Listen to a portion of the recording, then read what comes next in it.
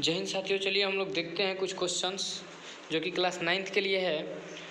यहाँ पे हम लोग का जो फर्स्ट क्वेश्चन है कि इलेक्ट्रॉन का खोज किसने किया। तो देखिए यहाँ पे ऑप्शन नंबर बी जो है आपका बिल्कुल सही है कि इलेक्ट्रॉन का खोज जो किया जे थॉमसन ने किया था। अगला क्वेश्चन हम लोग का है कि एक इलेक्ट्रॉन पर कितना आवेश होता है। तो देखिए ऑप्शन का अगर बात किया जाए तो ऑप्शन नंबर ए है 1.8 इंटू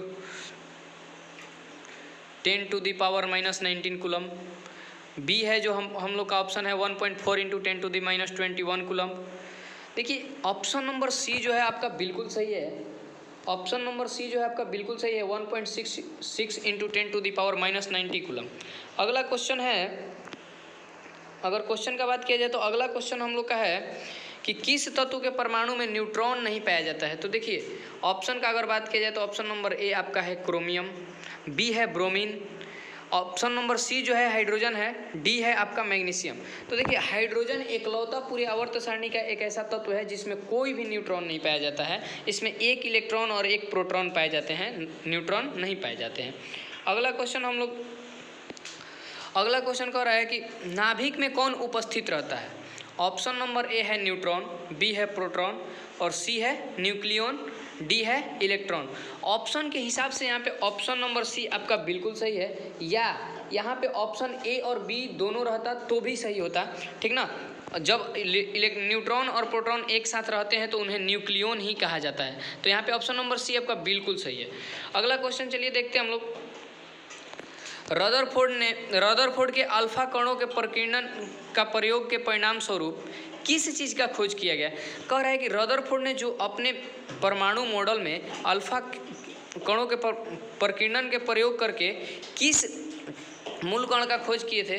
तो देखिए यहाँ पे बाबू ऑप्शन का बात किया जाए तो ऑप्शन नंबर ए आपका बिल्कुल सही है। रदरफोर्ड के अल्फा कणों के प्रकीर्णन के फलस्वरूप नाभिक का खोज हुआ था। चलिए अगला क्वेश्चन हम लोग देखते हैं। अगला क्वेश्चन हमारा कह रहा है कि सेल या कक्षा होता है।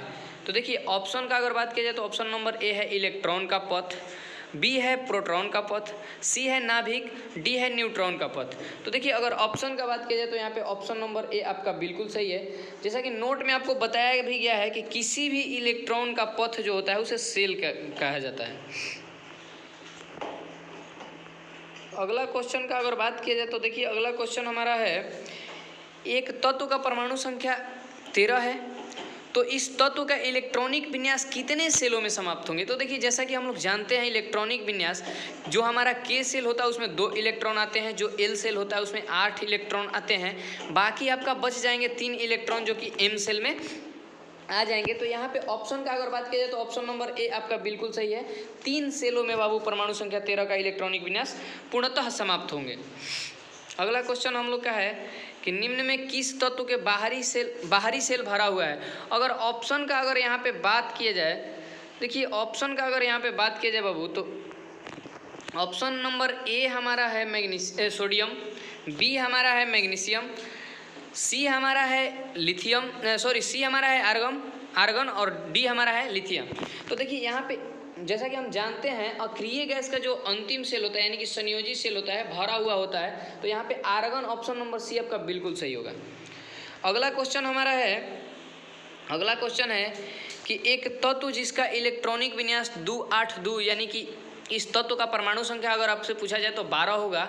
अगर संकेत का बात किया जाए तो इस तत्व का संकेत Mg मैग्नीशियम होगा, Mg संकेत होगा और नाम इसका मैग्नीशियम होगा। तो कह रहा है हमारा क्वेश्चन कि इसके ऑक्साइड की प्रकृति क्या होगी। और बाबू जैसा कि हम लोग जानते हैं मैग्नीशियम एक धातु है और धातु का ऑक्साइड हमेशा क्षारीय होता है। ऑप्शन नंबर बी आपका बिल्कुल सही होगा।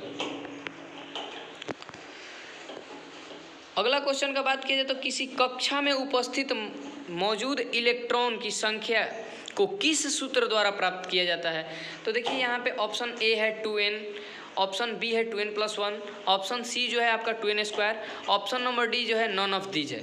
तो ऑप्शन नंबर सी आपका बिल्कुल सही है यहाँ पे, क्योंकि किसी भी कक्षा में उपस्थित इलेक्ट्रॉनों की संख्या को प्राप्त करने के लिए 2n² सूत्र का उपयोग किया जाता है। मिलते हैं नेक्स्ट वीडियो में कुछ और मोस्ट इंपॉर्टेंट क्वेश्चन के साथ।